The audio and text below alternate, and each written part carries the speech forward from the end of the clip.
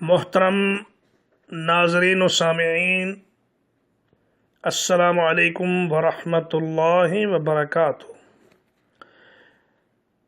یہ قرآن مجید کے اردو ترجمہ و تفسیر کے دروس کا سلسلہ ہے جو انشاءاللہ آپ کی خدمت میں پیش کیا جاتا رہے گا۔ یہ قرآن مجید کے آخری 10 پاروں کی تفسیر ہوگی اور اس کا نام ہم نے رکھا ہے عمدۃ التفسیر فی الثلث الاخیر من القرآن الکریم۔ سماعت فرمائیے۔ الحمدللہ رب العالمین والصلاة والسلام علی سید الرسل وخاتم النبیین محمد وعلی آلہ وصحبہ اجمعین، اما بعد فقال اللہ تبارک وتعالی فی کلامہ المجید، اعوذ باللہ من الشیطان الرجیم، وَلَنُذِيقَنَّهُم مِّنَ الْعَذَابِ الْأَدْنَىٰ دُونَ الْعَذَابِ الْأَكْبَرِ،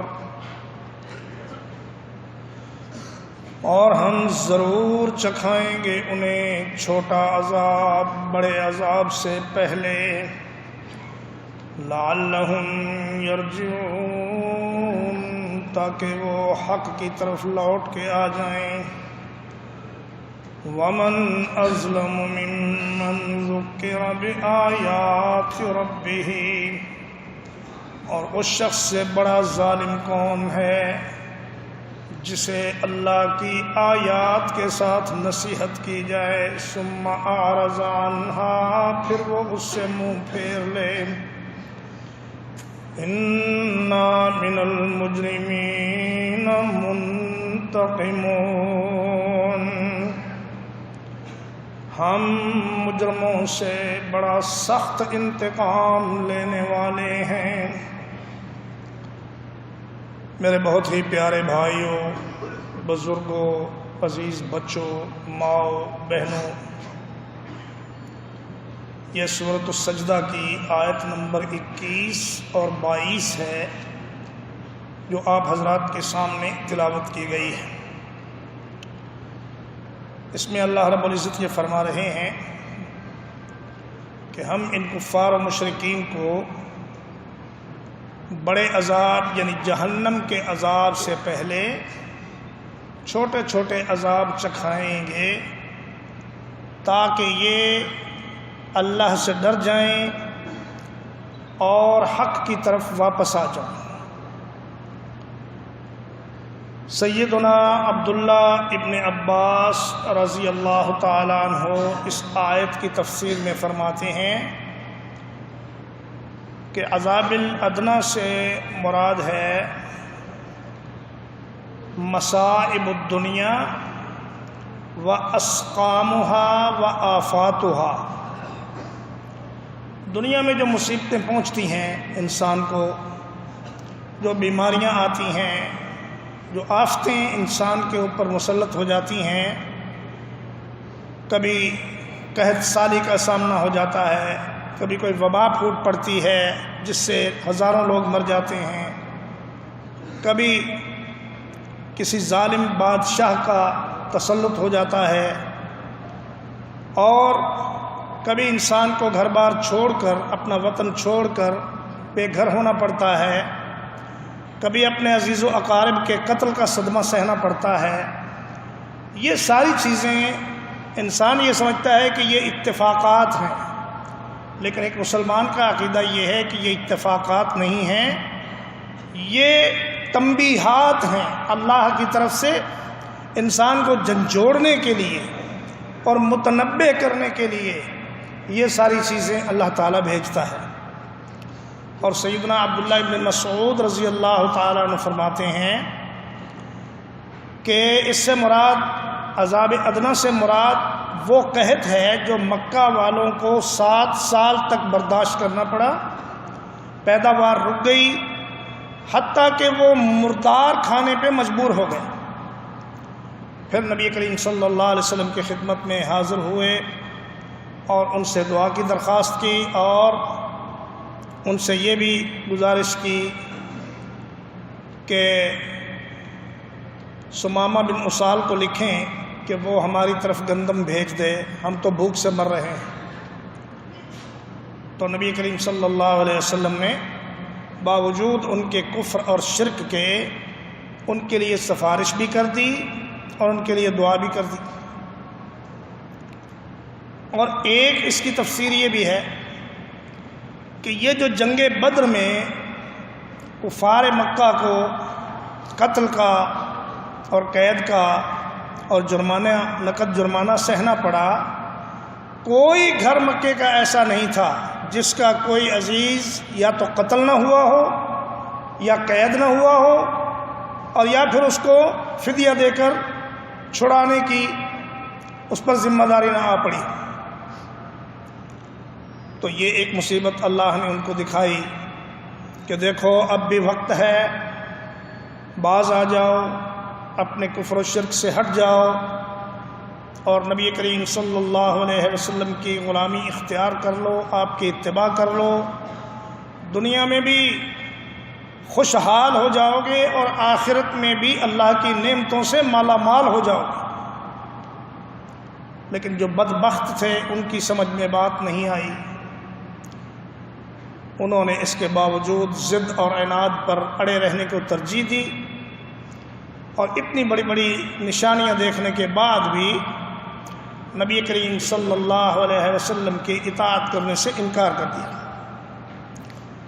بعض مفسرین کرام یہ کہتے ہیں کہ عذاب ادنیٰ سے مراد عالم برزخ کا عذاب ہے، عذاب قبر ہے، جیسے کہ اللہ تعالی نے فرمایا کہ النار یعرضون علیہا غدوا وعشیا، کہ آل فرعون کے جو لوگ ہیں یہ اپنی قبروں میں ہیں لیکن صبح و شام ان کو آگ پہ پیش کیا جاتا ہے، قبروں کے اندر ان کو آگ کا عذاب دیا جاتا ہے۔ اور نبی کریم صلی اللہ علیہ وسلم نے بھی فرمایا کہ مومن کی قبر جنت کے باغیچوں میں سے ایک باغیچہ ہوتی ہے اور فاسق و فاجر اور کافر اور منافق کی قبر جہنم کے گڑھوں میں سے ایک گڑھا ہوتی ہے۔ جو نیک آدمی ہے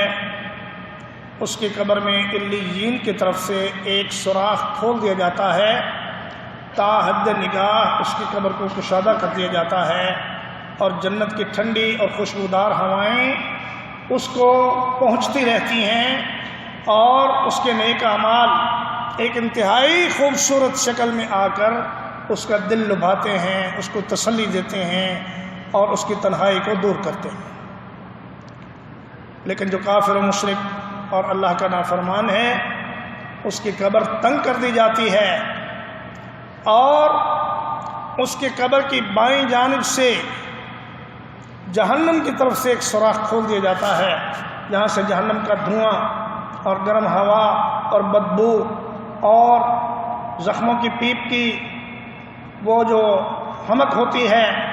وہ ساری کی ساری اس کو پہنچتی ہے اور وہ قبر کے اندر بھی ایک عذاب میں مبتلا رہتا ہے۔ تو فرمایا وَمَنْ أَظْلَمُ مِمَّنْ ذُكِّرَ بِآيَاتِ رَبِّهِ، اس سے بڑا ظالم کون ہو سکتا، یعنی وہ سب سے بڑا ظالم ہے، وہ انسان سب سے بڑا ظالم ہے جس کو اللہ کے قرآن کی آیات پڑھ کر نصیحت کی جائے اور وہ کہے کہ میں نہیں مانتا۔ اللہ کے قرآن کی آیات کو سن کر منہ پھیر لے اور کہے چھوڑو جی یہ باتیں ہم نے بہت سن رکھی ہیں، یہ مولویوں کو تو اور کوئی کام ہی نہیں ہے، دن رات قرآن و حدیث ہی سناتے رہتے ہیں۔ ایسا فرمایا جو آدمی ہے یہ بہت بڑا ظالم ہے اور اس ظالم کا ہم نے بندوبست یہ کر رکھا ہے کہ انا من المجرمین منتقمون، ہم ایسے مجرموں سے بڑا سخت انتقام لینے والے ہیں۔ اللہ کا انتقام کوئی معمولی انتقام تو نہیں ہو سکتا۔ کوئی حکومت آپ کو پکڑ لے تو اس کی سزائیں اور اس کے جو عقوبت خانے ہوتے ہیں وہ کتنے سخت ہوتے ہیں، لیکن اگر اللہ کا عذاب اس میں کوئی آدمی گرفتار ہو جائے۔ اور مجرم کون ہے؟ علامہ ابن جریر رحمہ اللہ اپنی تفسیر میں فرماتے ہیں کہ حضرت معاذ ابن جبل رضی اللہ تعالیٰ عنہ سے روایت ہے کہ نبی کریم صلی اللہ علیہ وسلم نے فرمایا ثلاث من فعلہن فقد اجرم، 3 کام ایسے ہیں کہ جو آدمی ان کاموں کو کرے گا وہ مجرم بن جائے گا۔ 3 کام ایسے ہیں جو شخص یہ 3 کام کرے گا مجرم بن جائے گا۔ پہلا کام کیا ہے؟ من عقد لواء فی غیر الحق، جو کسی باطل فرقے کے لیے، باطل تحریک کے لیے، باطل جماعت کے لیے، کسی باطل مشن کے لیے ان کا ساتھ دے گا وہ بھی مجرم ہو جائے گا۔ فرمایا ومن عق والدیہ، جو آدمی اپنے والدین کا نافرمان ہوگا وہ بھی اللہ کے ہاں مجرم شمار کیا جائے گا۔ کوئی شخص کتنا ہی نیک ہو، نمازی ہو، روزہ دار ہو، حاجی ہو، صدقہ خیرات کرنے والا ہو، لیکن اگر وہ ماں باپ کا نافرمان ہے تو جنت میں نہیں جا سکے گا۔ تو فرمایا من عق والدیہ فقد اجرم، جو آدمی اپنے والدین کا نافرمان ہے وہ بھی مجرم ہے۔ اور تیسرا کون ہے؟ من مشا مع ظالم ینصرہ، جو کسی ظالم کے ساتھ چلتا ہے تاکہ وہ اس کی مدد کرے۔ ظالم کے ساتھ چلنے والا، اس کی مدد کرنے والا، ظالم سے تعاون کرنے والا، وہ بھی اللہ کی نگاہ میں مجرم ہے۔